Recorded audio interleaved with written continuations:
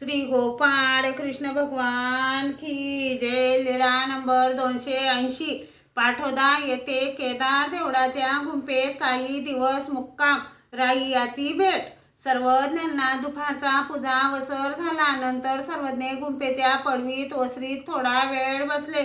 सर्वज्ञांनी कोरे वस्त्र पांघरलेले होते। राईयाला केदाराची भक्ती होती। तो देवतेच्या दर्शनाला आला व प्रदक्षिणा घालू लागला। त्याला सर्वज्ञ बसलेले दिसले। त्यावेळी श्रीमूर्तीवरून वस्त्र खाली घसरले।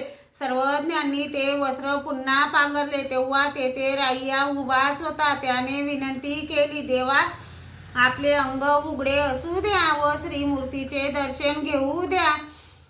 माझ्या डोळ्याचे पारणे फिटू द्या। अशी राईयाने 3 वेळा विनंती केली। मग समोर आला। सर्वज्ञांना दंडोते घातले। श्रीचरणा लागला आणि बसला। त्याने विचारले, जीजी, सर्वज्ञ राजे आहेत की देव आहेत?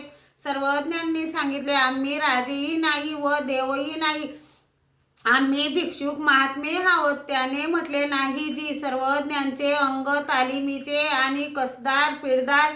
मी अनेक महात्मे बघितले पण त्यांची शरीरे रोडकी आणि दुबळी। त्याने पुन्हा विचारले, जीजी, आपल्याला कोणी आहे की नाही? सर्वज्ञांनी सांगितले, आम्हाला कोणी नाही। त्याने म्हटले, असे कसे होईल जी?